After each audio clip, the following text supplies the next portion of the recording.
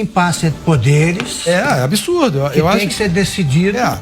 Eu acho que ensina o Ives Gandra pelas Forças Armadas. Porque é diferente. Quando você tem esse nível. Aí então, você fez apologia ou não, gente. Eu expliquei o AI-5. Tá? E o AI-5, naquele momento, era um momento político que, naquele momento, os 17 atos foram feitos pela política. Aconteceu, não dá para apagar. Você não vai apagar aquilo. Augusto, eu queria insistir na pergunta. Os membros do Supremo Tribunal Federal e do Tribunal Superior Eleitoral, eles são contra, claramente, qualquer mudança no processo eleitoral. E você fez parte dessa comissão que está estudando aí a implantação da contagem pública de votos no Brasil. Você tem certeza, você avalia que isso pode ter sido um fator que pesou para a mão pesada da juristocracia contra você?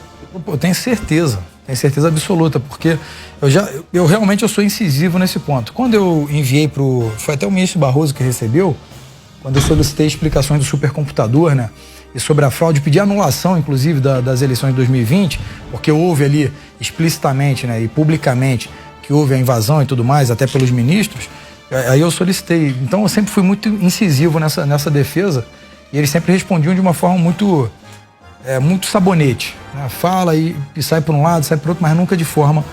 Me responderam com recorte de revistas. O sistema é confiável, corte da Veja, da época. E assim foi feito. Eu tenho, inclusive, está lá arquivado no meu gabinete, eu posso até trazer quando quiser, porque é bem interessante a resposta. Nada é técnico, na verdade. Então acho que isso aí pesou assim para poder me tratar e me perseguindo aí juridicamente. E como é que você vê dentro do Congresso o apoio a essa possível proposta de contagem pública de votos, até porque tem um projeto de lei lá do deputado Celso Russomano de que isso poderia ser aprovado até agora se a Câmara tivesse vontade de aprovar isso. Sim, como é que é isso visto lá dentro da Câmara? Então, ali é muito dividido, né? Porque tem muitos deputados que apoiam, acho que está meio a meio, na verdade, para ser mais objetivo. Mas eu acho que a gente consegue virar essa chave porque vai colocando de fato a transparência. Eu estava vendo um vídeo da urna do Paraguai, salvo engano, acho que é do Paraguai, sim, que imprime na hora. Você já viu esse vídeo? Sim. É bem interessante, né? É bem seguro, porque você faz a comparação ali na hora e coloca na urna e acabou. Muito simples. Por que não pode ter essa materialidade, né? O projeto do Celso Russomano, ele é diferente porque preenche um leitor ótico que vai fazer a contabilidade. Perfeito. Né? Mas o Celso Russomano, ele tem até empresa de TI, né? Então ele está bem de dados. Ele está bem aprofundado nisso aí. O deputado, há conversas, e eu tive conversas com pessoas que estão preocupadas com o pós-eleição. Os craques estão armados, há uma adesão muito grande de brasileiros aí aos grupos, né, de caçadores e colecionadores de armas, e existe ali uma preocupação muito grande de pessoas ligadas aí a setores importantes, de até possibilidade de luta armada depois das eleições. Como é que o senhor vê essa possibilidade e essa preocupação? Olha, a minha opinião a respeito disso é que eu acho que tudo é uma hipótese, e qualquer hipótese pode acontecer, depende do cenário que a gente vai vivenciar. Na minha opinião, veja bem, o Alexandre de Moraes, ele sequer poderia ser ministro do TSE presidir, porque ele inseriu o presidente da República em inquéritos ilegais. Ele tentou prender um deputado federal por palavras. Persegue nitidamente candidatos, hoje, a deputados e senadores. Então, é um desastre a pessoa dele presidindo o TSE, uma guerra anunciada, na minha Então, o senhor está dizendo que isso incentiva a possibilidade de reações armadas? Essas reações são incontroláveis. As pessoas, você não controla a massa, né? Você pode direcionar um pensamento e tudo, mas ninguém tem esse poder de dissuasão a nível de parar ou incitar alguém, né? Mas a questão eu acho que o brasileiro ele não está dormindo mais e claro que ele está atento ao que está acontecendo. Se ele perceber que está sendo vilipendiado, com certeza uma reação pode ser uma reação. Esse grupo está organizado, deputado? Não sei, aí eu não tenho esse... Agora, que tem muitas pessoas que estão insatisfeitas com o processo, sim. Mas daí é usar armas? Não, eu acho que num conflito armado, acho que o Brasil ele não chega nesse nível. Agora, de manifestações, e que podem ser manifestações bem calorosas, pode sim. Agora, armado, já tivemos vários episódios aí nas ruas, né, que comprovaram que mesmo tendo grupos, né, que são agressivos, que depredam o patrimônio e atacam pessoas, inclusive, você não viu uma morte do lado daqui, por exemplo, do nosso lado. Eles sempre pacificamente tentam separar, já até houve a troca, as vias de fato, né, troca de socos e pontapés, mas nenhum matou ninguém, né? Nunca foi feito. Deputado, na linha das candidaturas para o Senado que virão, Você entende que o seu caso é emblemático para falar do futuro do início da próxima sessão legislativa, da próxima legislatura, a respeito de como vai ser a relação entre o Senado e o Supremo Tribunal Federal? Quer dizer, que o próximo presidente do Senado, diferentemente de Rodrigo Pacheco, tome a iniciativa de abrir um processo de impedimento contra Alexandre de Moraes, uma vez que os atos perpetrados por ele ainda serão capazes de resolver em impedimento dele mesmo? Se Deus quiser, né? Sem interferir na resposta, depende dos que forem eleitos. Da composição, da composição do Senado. Mas quando você fala de 8 senadores, você fala de basicamente 10% da casa. Né? Diferente de 8 deputados, são 513. Né? Os senadores são 81. Então você tem ali 10% da casa para poder. É um bloco.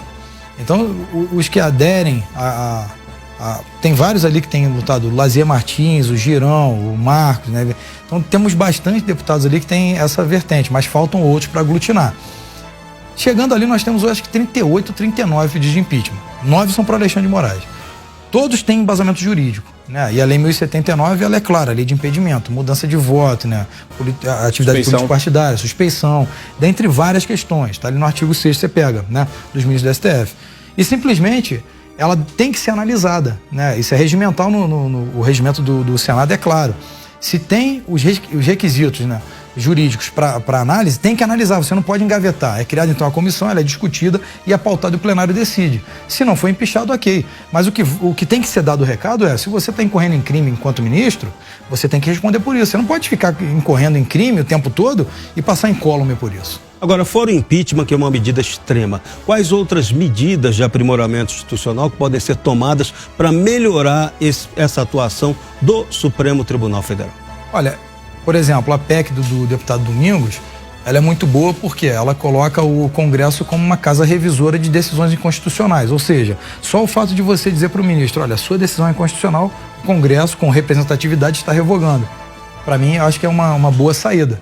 Né? E a qualquer tempo, por exemplo, pega decisões constitucionais, seja o governo que for, né? De direita ou de esquerda ou de centro, que o Supremo atue contra o Executivo, que é um absurdo, né? Ele não pode ter essa ingerência, o Congresso vai lá e derruba. Eu acho que, e até porque pode ser pressionado, é muito boa a PEC, porque o povo pode pressionar o deputado. Agora, tu pressiona o ministro do Supremo, o que ele vai fazer? Ele vai te ignorar, ele tem vitalidade no cargo, tem uma renca de seguranças armadas, agora quer criar uma polícia do judiciário, viaja pelas próprias empresas que tem processo no STF, paga resort em outro país, quer dizer, não tem sentido. Então tem que ter alguém para regulamentar esse poder soberano.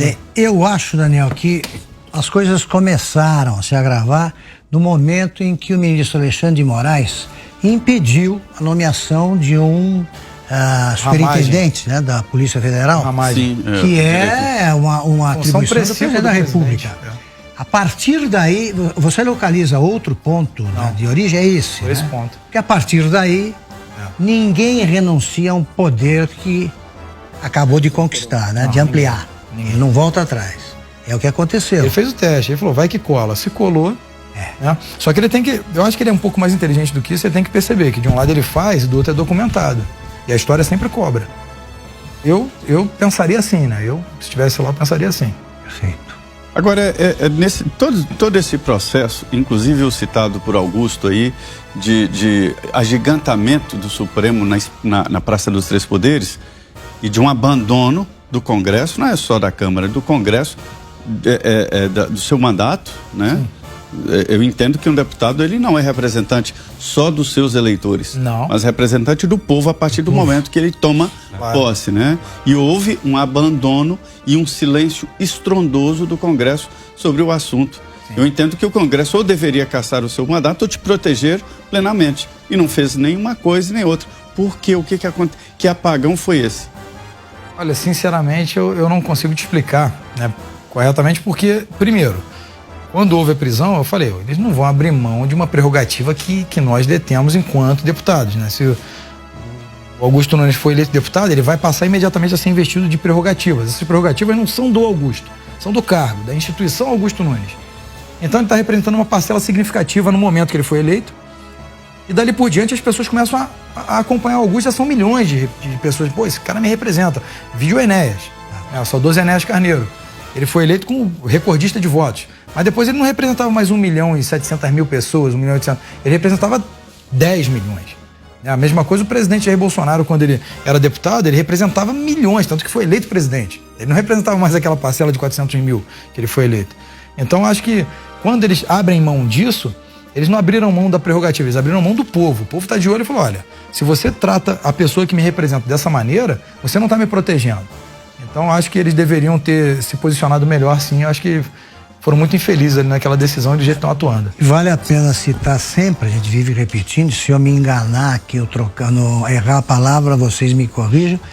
É o seguinte, está escrito na Constituição que senadores e deputados São invioláveis. são, exatamente, não podem ser punidos por quaisquer opiniões, palavras e votos. Ponto. Isso, uma palavra que foi acrescida por uma deputada do Rio de Janeiro, a Cidinha Campos, que estava sendo processada. Ela incluiu, foi uma emenda que incluiu a palavra quaisquer. Quaisquer você pode abrir agora e pesquisar, a semântica dela é muito simples. Quaisquer é erga omnes, ou seja, não há exceção, nada está fora disso, está tudo incluído. Então, quaisquer é quaisquer. E aí, dentro de todos os livros de constitucional, os maiores constitucionalistas, inclusive do Alexandre de Moraes, ele diz que a prerrogativa ela acompanha o parlamentar fora dos limites da Câmara e do Congresso, fora das comissões, desde que atrelados ao mandato. Extramuros. Extramuros, exatamente. Então, quando você está ali, tudo que, se eu for hostilizado na rua, que alguém fala assim, seu fascista, que é o que eles mais fazem, isso está intrínseco ao meu mandato. Que foi porque eu sou deputado, ou seja, pelo mandato. Se eu falo alguma coisa contrária a essa pessoa, foi para defender também pelo mandato. Então está atrelado ao mandato. Então é basicamente isso. E também é entendimento que crimes contra a honra sequer podem alcançar o deputado e senador. Deputado, então como é que é a sua relação com essas pessoas, né? Com esses outros deputados que não chegaram, não defenderam, né? Um ambiente tão corporativista e não foi nesse caso. No dia a dia lá na Câmara? No dia a dia. É tranquilo, porque assim, na verdade eu acabo... Muitos mudaram de ideia, como você